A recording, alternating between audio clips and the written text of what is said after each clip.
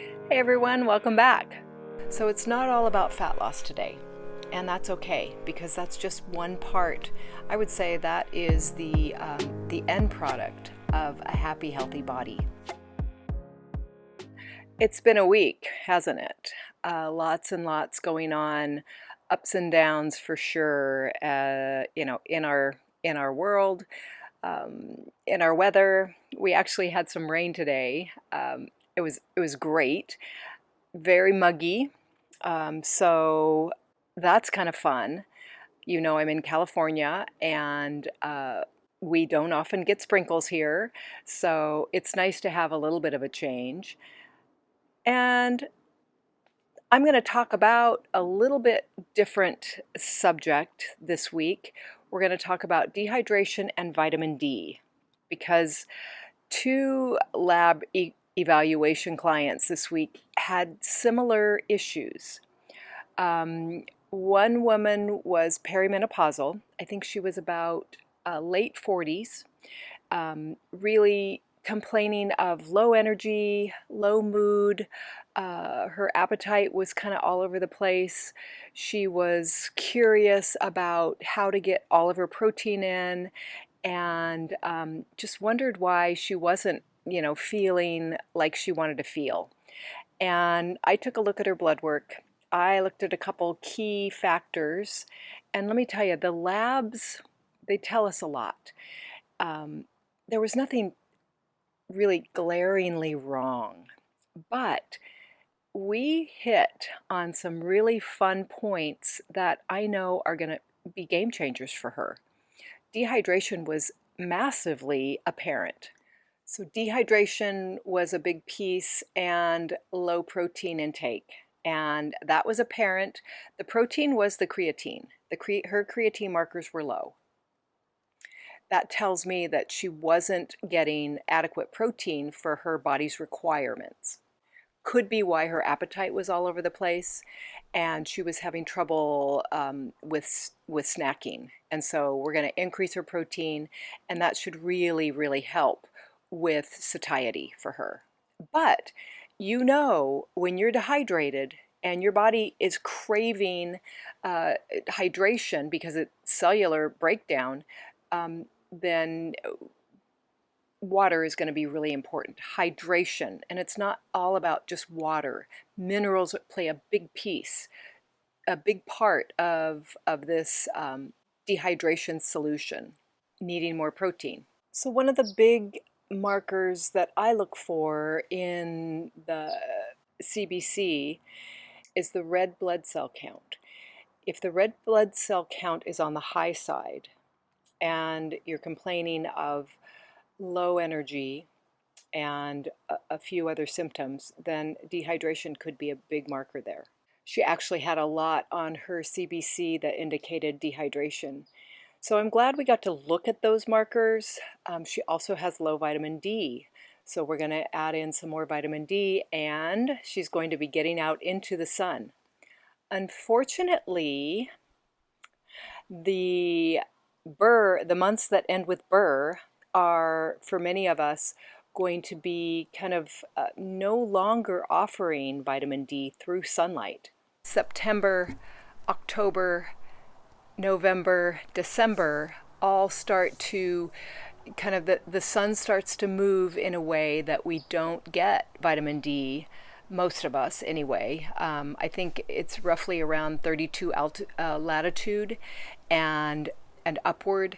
The sun becomes insignificant for delivering vitamin D. So we're going to need to supplement it. And, anything under 70 on your blood labs for vitamin D is deficient, in my opinion. No wonder she didn't feel good. No wonder she's having trouble with her energy. It's going to be a big needle mover, in addition to kind of getting better quality protein. She tended to be more vegetable-based, being concerned with cholesterol, and I looked that over, and I'm not concerned at all for her. So she's going to increase her dietary protein and not be too restricted focus on seasonal foods, get outside, especially for that morning sunlight, and really be mindful of the blue light and the, computer light, the TV light, especially after dark, to really just kind of shore up her energy needs and give her body back the energy that was taken from the dehydration and the low vitamin D and the low protein intake. So I'm looking forward to hearing more from her in a couple weeks. She's excited, I'm excited, and that's what we do in a functional lab evaluation. If you're interested, send me an email. I'll send you a link to learn more. And yeah, that's a functional consult. I also wanted to talk about how we should be eating in terms of timing. The timing of our meals, it just depends on what's going on with you. Some of us do great with 2 meals a day, and I'm typically one of them. I would say more often than not, maybe 3 days a week, I have about 2 good-sized meals, and I really try not to snack. The other days, I'll have 3 meals, maybe 2 bigger meals and 1 smaller meal. It depends on what's going on, my energy needs, how I'm feeling, what kind of sleep I got the night before. If I didn't sleep well, I tend to eat a little bit more. And that's just because my body didn't get a good reset. So we are really kind of reliant on that, the body's ability to kind of reboot in the sleep time hours. I do wake up early just traditionally because I go to bed early, but I'll wake up, and now if you've watched any of my videos lately, you know I'm sitting outside, at least I'm getting outside for 5 to 20 minutes before sunrise or right about sunrise. And that's not early these days. It's in California where I am.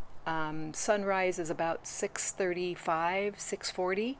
So it's just beautiful outside at that time of day. And, I'm not doing any heroics here. I'm literally walking outside, putting my feet in the grass, and giving my body that extra boost for cellular regeneration and energy.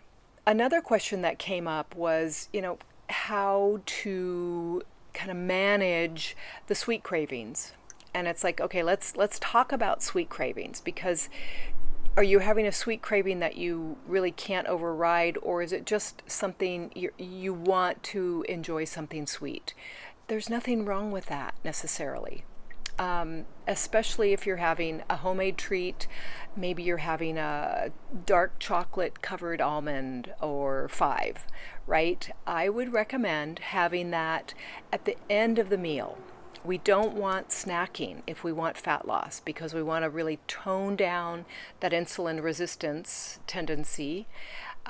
We want to allow the body to have all the food in one sitting for that meal and be able to process it so that you can, move on, process your food, be active, and then be ready for the next feeding window, which would be about 3 to 4 hours after that. So if you're waking up at 6:30 in the morning and you are not hungry, you can go outside, get that morning light in your eyes.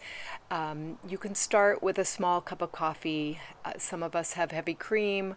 Some of us have, almond milk. That said, that little cup of coffee is going to kind of rev up your cortisol. And I often do the optimal aminos after my coffee in the morning, and I'm set for a few hours.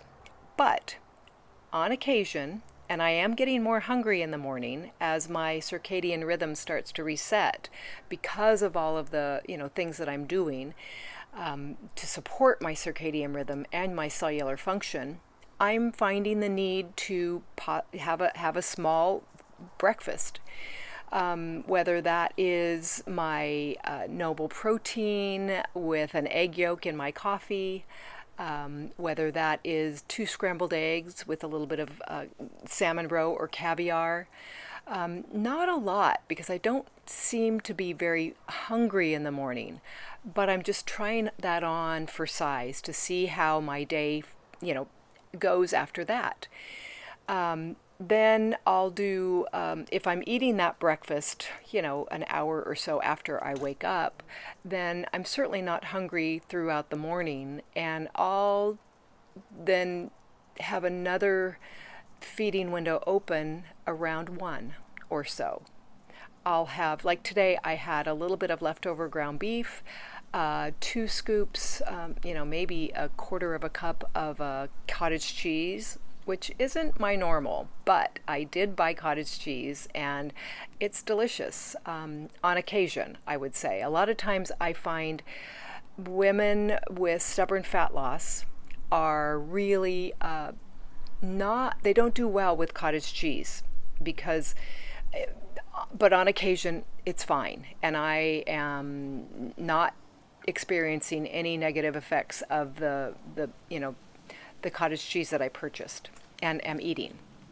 I also had in that bowl some beet and cabbage and carrot sauerkraut, which, my gosh, is delicious. And that was a mixture, 30 plus grams of protein, really quality carbs with fermented carbs. And then after that, I had about 4 dark chocolate. They were Trader Joe's chocolate covered almonds. And I'm set. I'm full. I feel great. Ready for the rest of the afternoon. So that's how I would just offer you kind of fashioning your day and then have an early dinner. Hopefully you're eating before 6:30 in the evening. It's starting to get dark a little bit earlier, and we're going to have to kind of pull back and make sure we've got a good 2 hours of fasted time before bed. Hopefully that fasted time is, you're winding down, you're maybe having a cup of tea, but you're not laying in front of the TV without some blue blocker glasses on, okay? That blue light is an energy disaster for you, especially if you're not feeling chipper and alive. I've got recommendations for blue blocker glasses. In the comments below, I've got some links and discount codes. I've got discount codes for the Noble Protein. They've switched that, by the way. If you have purchased Noble Protein, you know how amazing it is. Okay, what's Noble Protein? Noble Protein is a beef isolate and organ meat protein powder. They have a vanilla and a chocolate. I mix them in water, a little bit of fat, maybe butter, coconut oil, depends on, what. You could put it in actual milk. You could put it in a pancake batter. Really, it's very versatile and it's delicious. It's sweetened with stevia, very low carb, and has amazing protein. It's like a multivitamin in a powder. I'm stingy on what kind of protein powders I like. I really, really think the Noble is amazing. You might want to give it a try. I've got the discount code in the description box below, and I really think you're going to like it. So dehydration and vitamin D supplementation is something that is very important to make sure that that's not happening to you. Make sure that you're getting at least, 64 ounces of water. I like to say about half your weight in ounces, and add back in the minerals. I love the beam minerals. Those are fulvic and humic acid and a lot of micro minerals. You might also want to try a sodium, potassium, magnesium electrolyte, and they're a dime a dozen. I don't think a lot of Element. I love the way it tastes, but it's not super high quality. And if you're really compromised, you might want to do the Quinton Hypertonic. It's like filtered seawater. It's the perfect blend of minerals that mimics the minerals that healthy blood has, and you can find that at Fullscript. The protocol for that is 1 to 2 ampules a day, depending on how compromised you are. It does come in a glass ampule, which is very different, but give that a try. 3 weeks of 2 of the ampules a day on top of filtered water. I just pour it in my mouth and kind of suck on it. It is very salty, but smooth and delicious. And I just think that's super, streamlined quality nutrition. And see how you feel. So understanding that maybe a 5,000 IU vitamin D and K2 supplement would be a really good thing for the winter months, especially if you've had recent blood work and you have low vitamin D. I want that vitamin D upwards of 70 to 100, and I'm not even worried if it goes over 100. Unless you're taking tons of vitamin D, then you don't need that.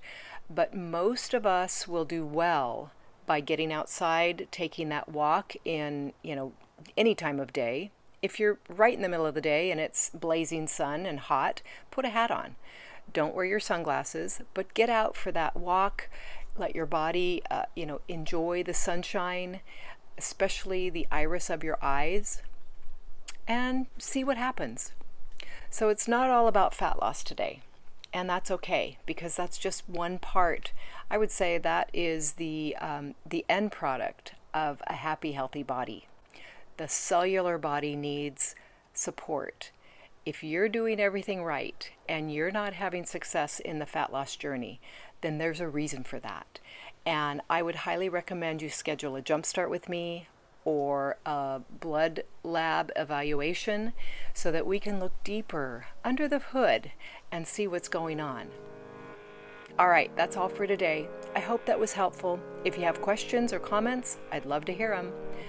All right, take care. Bye-bye.